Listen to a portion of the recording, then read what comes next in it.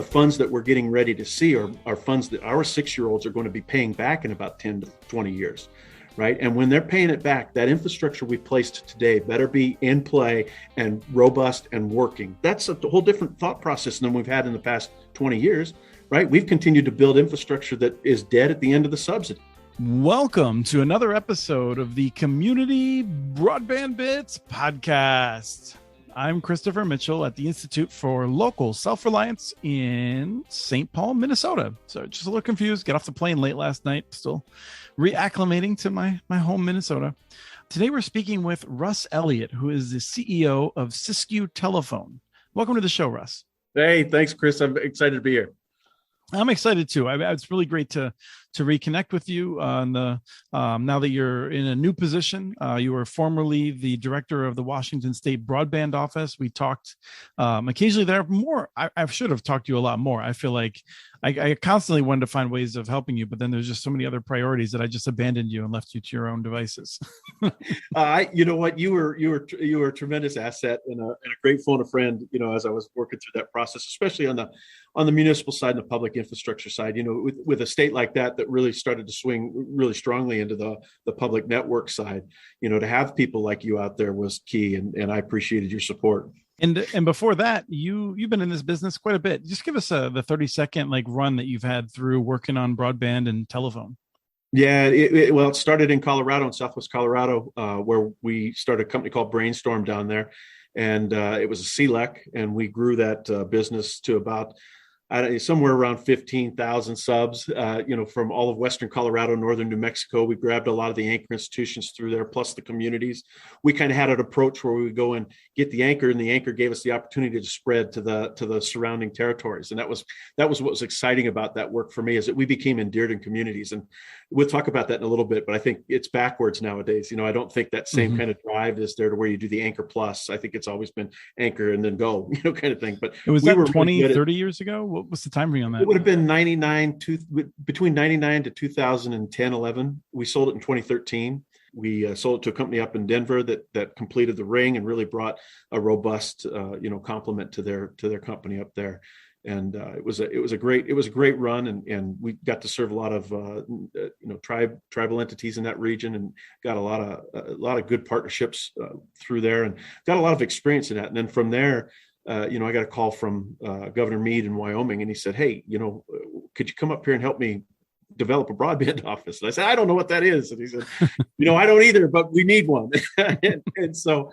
So I ran up to Wyoming and was successful at starting a broadband office up there, and had a great run with Governor Meade and Governor Gordon, and they were really proactive in the conversation, and they were very much allowing me to do what I thought was right, and in a state like that where you had 500,000 people in the state the size, one of the bigger states landmass in the country, it became a real challenge. That's kind of how I made myself important in this space, because I started to say, well, you can't just say you need better broadband until you know exactly what it is you're trying to get, and quantify the conversation a little bit more. And when you're so spread out like we were in Wyoming, it became, I need to know where you are. First of all, I need to know what kind of service you have, what technology you're doing there. And then I'll start to research about what the opportunities are around you, what the competitors are around there, what the 477 data is saying about that area. And then we can start to talk more intelligently about how we're going to solve the problem or come together. So it became this real community up discussion that we really had to start to engage the people in the conversation,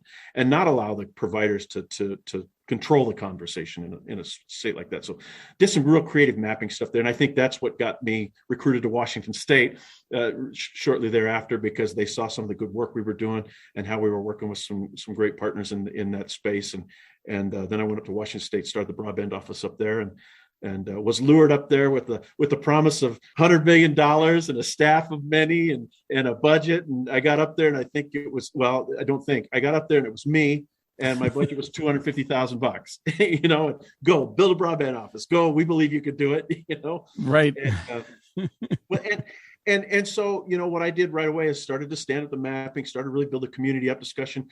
My dear friend and a friend of yours, I know, Monica Babine, was up there, and she helped on the broadband action team model stuff that, we're really talking about the equity and inclusion piece.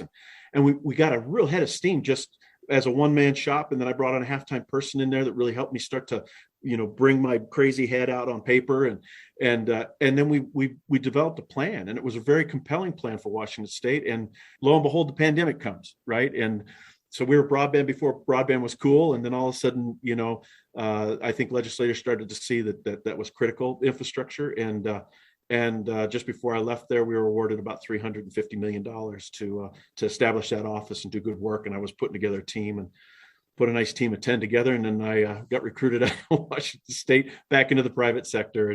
And so I'm down here now in Siskiyou County. Well, and we'll talk in a second about what Siskiyou's like, but I wanted to tell you that yesterday I was speaking on a panel at the New Jersey League of Municipalities. And one of the people that was asking questions in the audience was like, I live in South New Jersey, where there's not a lot of folks around and it's pretty rural. And I don't know if we're ever going to have a good broadband. And so I said, well, let me tell you something.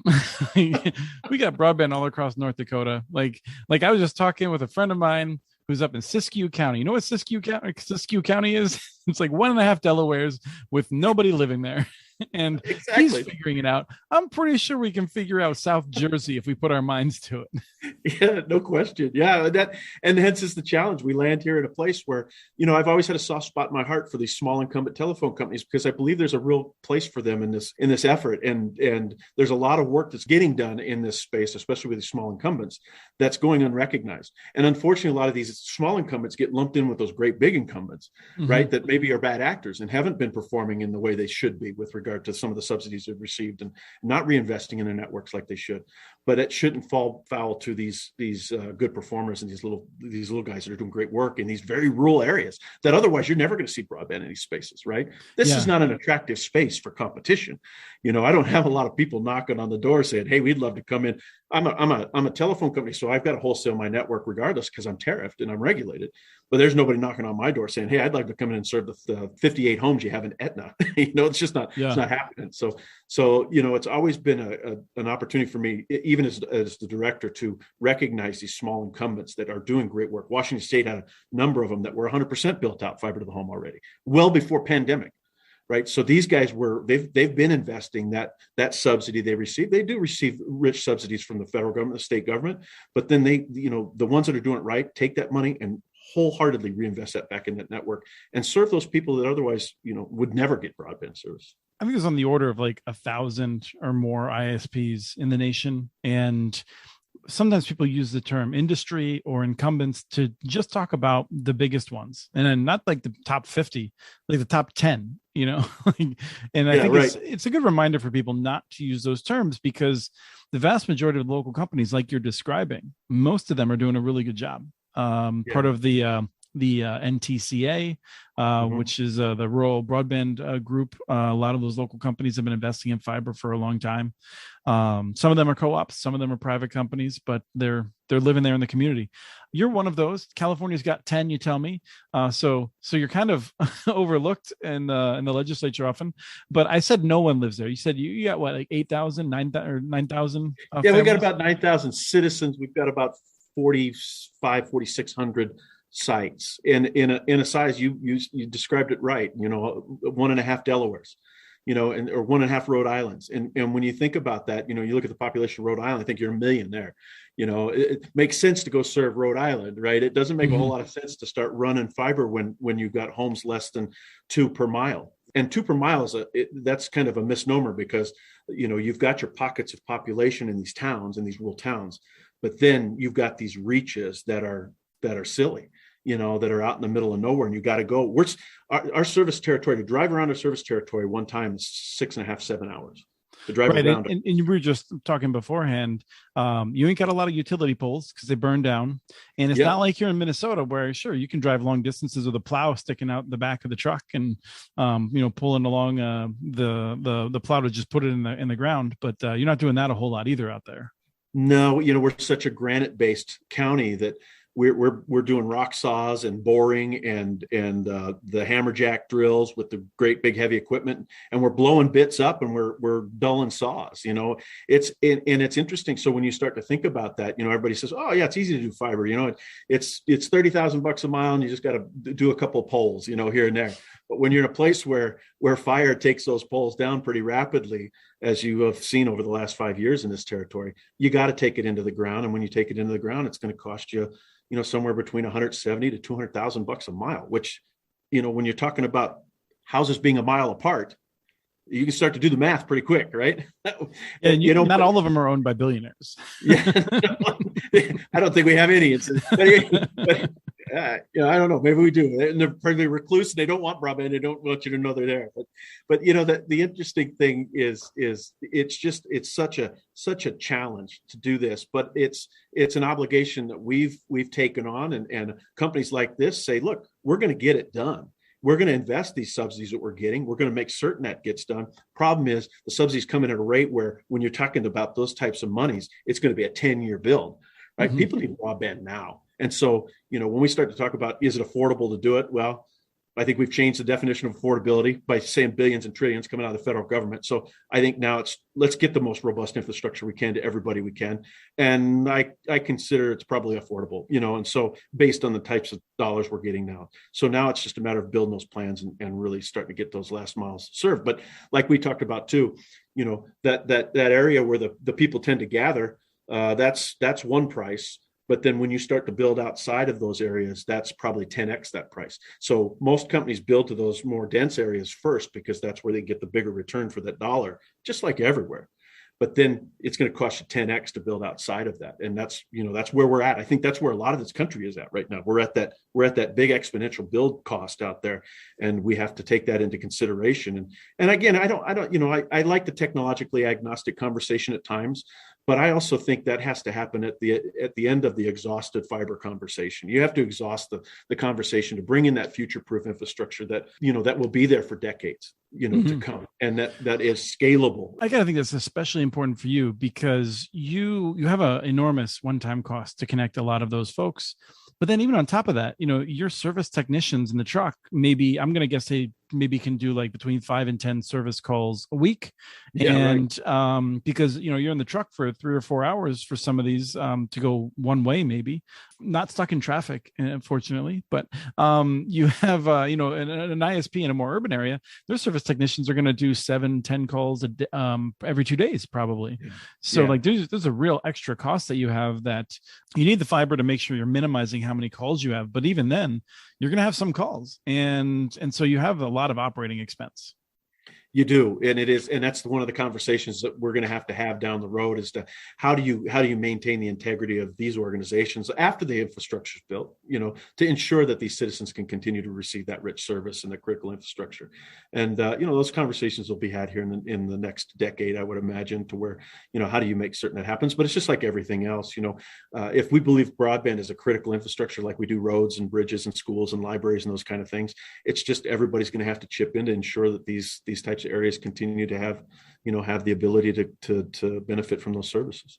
Now, one of the things that you've given a lot of thought to, the middle mile, and we see money going out right now for middle mile. And I don't think anyone would dispute that there's a significant need for middle mile in a lot of areas. But I think you're concerned about whether or not middle mile is done in a way that will kind of encourage growth and investment, or not, by just snatching up all of the anchor institutions. So what do you get concerned about when you just hear people rhetorically throwing out the idea that we need more middle mile? Yeah, just from my industry experience, I've seen middle mile networks in Colorado, Wyoming, Washington, and now they're talking about, $3.5 billion investment in middle mile here in California. And many of those middle mile networks are set up to and funded based on the fact that they're going to go chase anchor institutions in rural communities, right? So they feel like they're doing good work, and it's that unintended consequences of good intention, right? And that happened in Wyoming, it happened in Colorado, it happened in Washington as well, where you've got these middle mile networks that mean good, and they go out and they're intended, the Obama money that was out in the ARA time, hey, you got to hook up all the schools with fiber. Well, that sounds like a great idea, but when you've got these providers that are in these smaller rural areas, and you go snatch that one economic, driver out of their economic model, you are crushing their ability to continue to provide service in those markets. As the CLEC in Western Colorado, I was highly dependent, and the 50 employees that I had were dependent on our ability to maintain the integrity of our relationships with those anchor institutions. And we were doing good work, and and they appreciated our service and our service people. The localness of the service they appreciated too. And in Colorado, I was successful at going in when they had the EagleNet model, sitting down with those folks and saying, wait a second, I'm going to have to let go of most of my team if you come over here and you just grab all these anchor institutions and you run away. Because I grabbed an anchor institution. When I grabbed an anchor institution, I served the citizens around it. Mm-hmm. My model was, if I grabbed a school, I wanted to serve the students and the teachers. This was back in 2000, in 2001, 2003, way before pandemic and before this was cool. It just made sense for me. And you become endeared in those communities. And we did great work through Western Colorado in some of the most hardest to reach areas, deep canyons, 14,000 foot mountains. We're putting towers at 13.5, rolling broadband into Telluride. It was an amazing process, but we felt like we were committed to the communities that we served, and we had that endearment and we had that obligation. We felt the obligation to serve, even though we're a competitive carrier. We felt obligated to take care of those people. It's kind of like you said, though, Chris. You said at one time, sometimes you're self-regulated. You go to church, you go to school, you go to the grocery store, you go out to eat, and you're around all the people that you're serving because you live and breathe and occupy those service territories. And so you hear about it, and you have just internal pressure to make certain that you're performing well. And so we really did that. And when you do these middle mile networks and you just come in and grab the anchor and you run away, you've destroyed the economics of it. You have no obligation to serve anybody outside that territory. And in Wyoming, when I talked to the CIO there, when I first got there, he said, hey, we're doing great work because when we do this, we're paying the incumbents to build their networks out, and that'll just automatically lead to more broadband to people. Well, that's what you would think. But what happens is that's a big, fat, juicy, ripe apple that I'm going to grab off the tree, and I'm going to run away and not mess with all the green ones around. I'm going to go find another big, ripe apple, collect that money, and not have the obligation to serve all those little accounts around that big guy. So, if I just jump in for a second, I think the issue here is that you have these anchor institutions, and maybe in the mid 2000s or something like that, they're paying an inordinate amount of money. Just like well above market rates. And maybe they're paying that to a local company. Maybe they're paying that to another company. So that creates a opportunity for someone to come in. And that person's going to charge an amount that's perhaps less. And the question is, with all of that margin that you have, because you're charging so much more than it really costs to provide, what are you doing? Are you going to be reinvesting that in the community or not? And one of the challenges I see is that, when I was looking at EagleNet, some of these providers, it seemed like they were providers that they were also small companies, and they might be like, the owner might be living in Miami or Las Vegas, right, and they're kind of sucking the juice out of the community. And the problem is that like trying to have a one size fits all, approach from the state doesn't really work, because right, you can't treat all providers the same. They're different. Some of them, like you said, they have an investment. They're going to, over 5 years, they're going to build out to every last address. And others are just going to try and sit on that anchor institution and bleed it dry. And don't forget the fact that most of those anchor institutions, especially in the educational side, are recipients of the E-rate subsidies, right? So they don't even realize it. If it was a $5,000 circuit, 90% of that was paid by E-rate. I'm only paying $500 a month for $5,000. It seems like a great deal. I'm getting a T1 for $2,000 back in the day, for $2,000, and I'm only having to pay $200 a month for that. What a win that is, and so, there was a lot of that, a lot of that going on as well with regard to what the true economies of that model was. Yeah. And so then the other piece of it is that if you are looking at an entire region that doesn't have decent internet access, and you're thinking, I'm going to put some middle mile in here and magically we're going to have a lot of last mile investment, it's not really how it works. You could build all kinds of middle mile in Siskiyou County, and you still got to figure out like that cost of connecting those individual homes is obscene. Yeah, you could run that middle mile right down, the highway through the middle of the town. But like we said, we're miles to last mile stuff. And so it perhaps starts at the last mile back to generate the middle mile. So this has to be a concerted conversation, right? These got to come together as one conversation. You can't have a middle mile group out there trying to do middle mile only without some input from last mile people that say, hey, I need it over here. Right. And don't put it over there. We already got it over there. Right. Like, let's make this resiliency going. Yeah. And a lot of this middle mile stuff needs to be put into the conversation of redundancy. There's going to be a lot of need for looping things and redundancy. And so much of that middle mile conversation should be had with the last mile players, that they say, hey, I'm one path in, I'd love a second path out.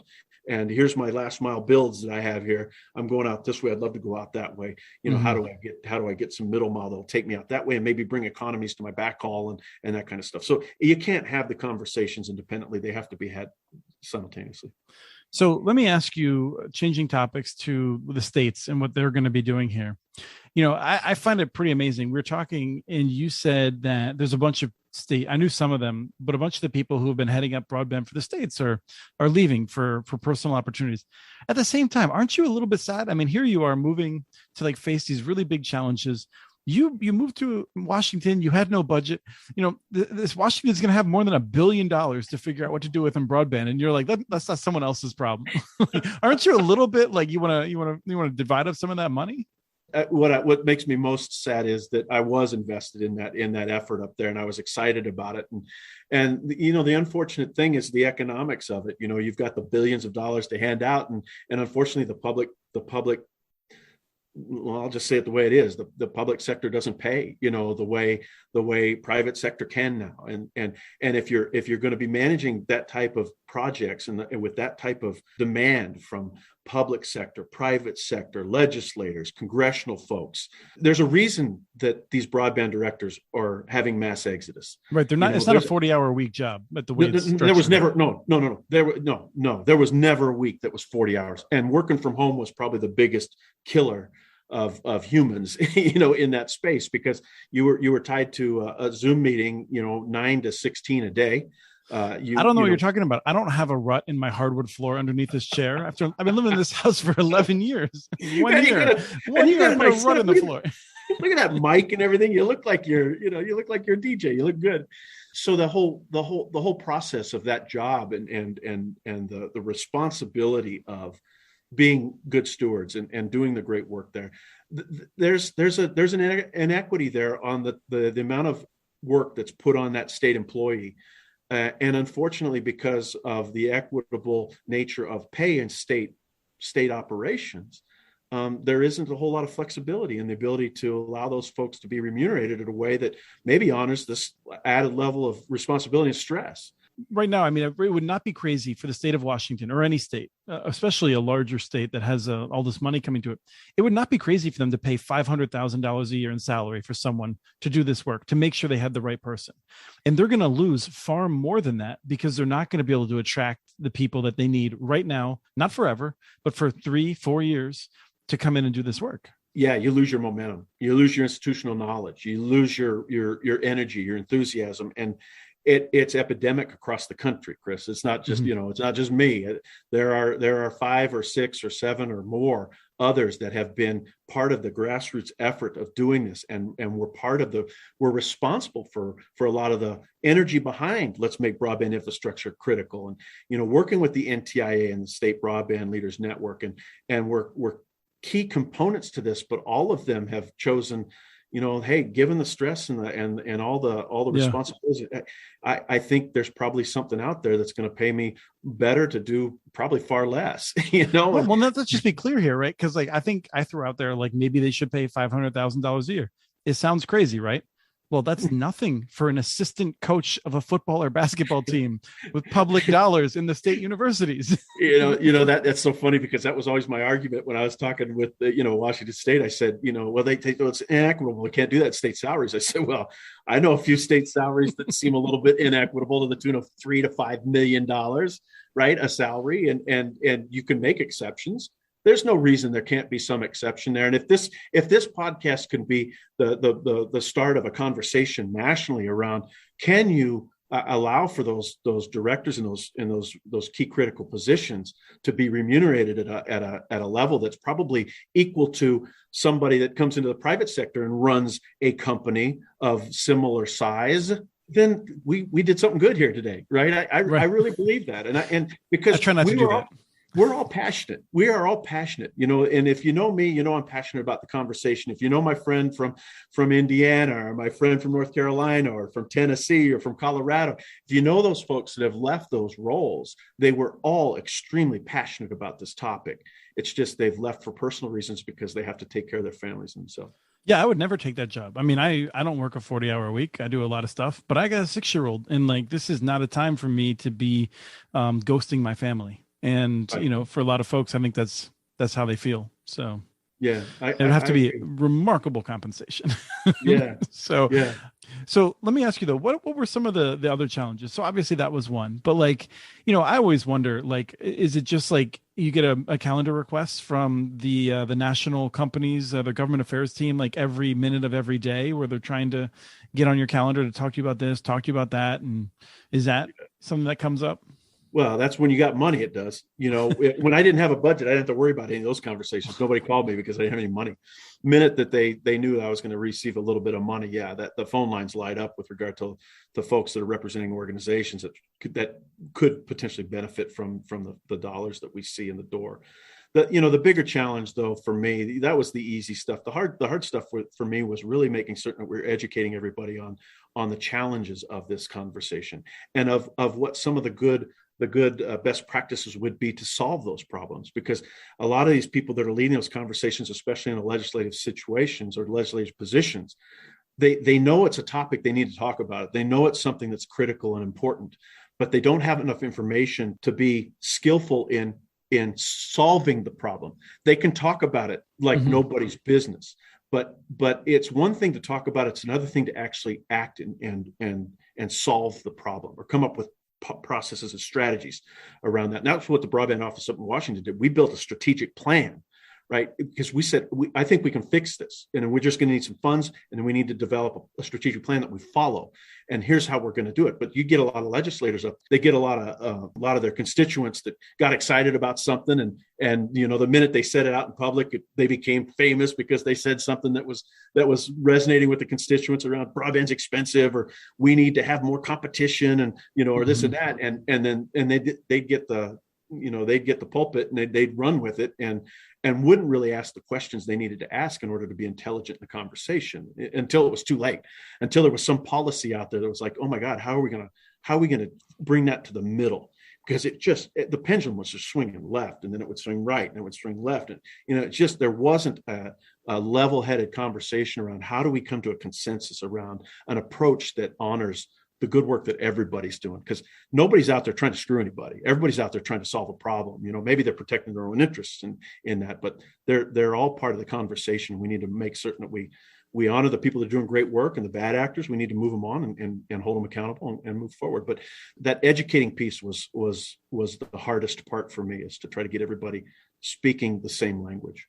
Right. And I mean, this is something that I feel weird about, because I've spent years and years telling people, municipal broadband often works out. And I would say, the vast majority of the times it works out well. Cities should all have the opportunity to consider it. And then I'll see people who are like, all cities should build their own networks. I'm like, no, no, that's not what I'm saying here. Right? Yeah, it does. It swings. It swings. In Washington State, it swung real hard to the public side. And it did so for a couple of good reasons. And I think the outcome was good.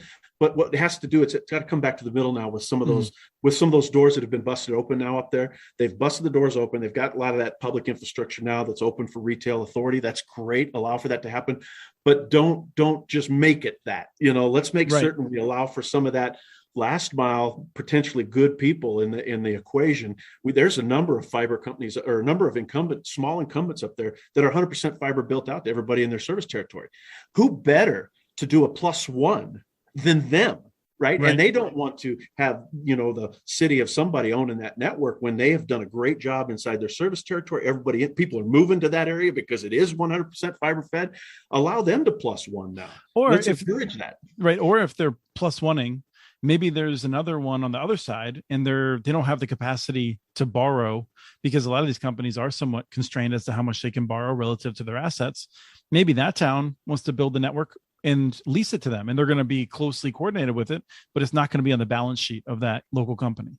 That's a great point, and that's happening in Washington State right now as we speak with one of those good companies. And there is that conversation going on with that community that's an adjacent community, and that same type of conversation going on. You're absolutely right. I mean, all ideas have to come to the table, right?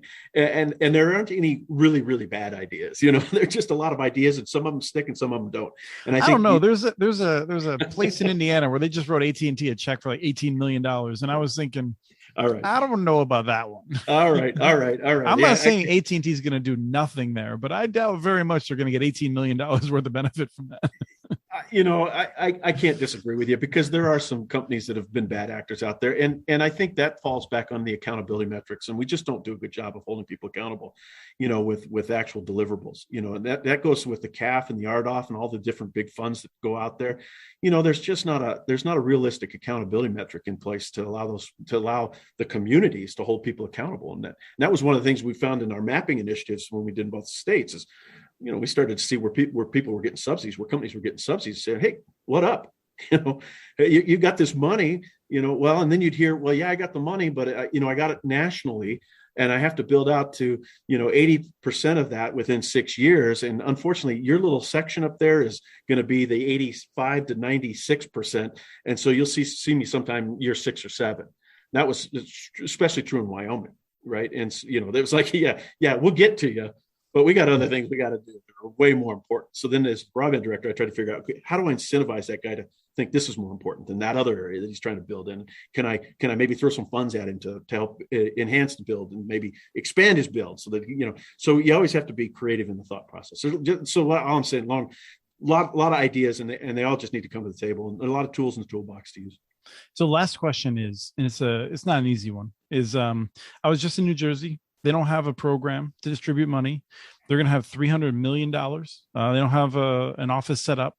It's the kind of thing where like, we don't want them to be just throwing things together. What do you advise states that haven't yet put a plan together? It's like they're out of time, but they do have to move quickly, and they have to move strategically. What are some of the priorities in a state that doesn't have a history of acting in this area? You have to get a champion. I got to get somebody that sleeps, eats, and drinks and wakes up to thinking broadband, and that becomes their priority and primary concern. And it's one of the things that Senator Wellman in Washington State talked about, the fact that we want somebody to wake up and go to bed thinking broadband. Well, they got it, and when you get that champion in there, they start to coordinate those efforts. But you have to coordinate the efforts. In order for you to make good investment, you have to have a central location where those conversations are being had and things are funneling through. Otherwise, you've got disparate efforts going on around the state, because every state's got great actors that are acting with intention. But a lot of times those folks aren't coming together and having those conversations, whether it's medical field, education, transportation, and they're all doing their own thing. They have to centralize that conversation in order to be the best stewards of the funds that they're going to see. And, and in the end, I've said this a million times, I got a 6-year-old too, right? The funds that we're getting ready to see are funds that our 6-year-olds are going to be paying back in about 10 to 20 years. Right. And when they're paying it back, that infrastructure we placed today better be in play and robust and working. That's a whole different thought process than we've had in the past 20 years. Right. We've continued to build infrastructure that is dead at the end of the subsidy. Here we've got to take this one-time generous opportunity of future earnings and put it into that future-proof scalable infrastructure. And the only way you're going to do that is to centralize that conversation and make sure you're doing it in a way that you're being good stewards of the funds from a central location. So states that don't have some kind of a central body, I think they're going to miss this opportunity. And it's a one time in a generation. That's where I always look at the model of Maine with the Maine Broadband Coalition. Peggy Schaefer. Peggy Schaefer's a freaking superstar. She's queen of the broadband. Yes. And it's really wonderful that they've had the different providers. They've had local folks, local leaders. It's really been a great coalition across the board. And so for people, if you're in one of these states and trying to figure it out, you could do worse than asking Peggy how they did it. Yeah, exactly. And that's exactly right. Talking to those people that have done great work, and unfortunately, Peggy's towards the end of her career too. Right? There's another person of institutional knowledge I that's just going saw to her. move I on. told her. I told her she should come work for us. I think I mean, she's probably had multiple job offers in no doubt. this last year where she said she's retiring. But All I can give her is fun. I definitely can't outbid anyone for her, but I can tell her it'll be more fun working with me. she might be at that place where that's plenty. Well, thank you so much for your time today, Russ. You bet. You bet. Thank you, Chris. It's been a pleasure. We have transcripts for this and other podcasts available at muninetworks.org/broadbandbits. Email us at podcast@muninetworks.org with your ideas for the show. Follow Chris on Twitter. His handle is @CommunityNets. Follow muninetworks.org stories on Twitter. The handle's @muninetworks. Subscribe to this and other podcasts from ILSR, including Building Local Power, Local Energy Rules, and the Composting for Community podcast. You can access them anywhere you get your podcasts. You can catch the latest important research from all of our initiatives if you subscribe to our monthly newsletter at ilsr.org. While you're there, please take a moment to donate. Your support in any amount keeps us going. Thank you to Arnie Hughesby for the song Warm Duck Shuffle, licensed through Creative Commons. This was the Community Broadband Bits podcast. Thanks for listening.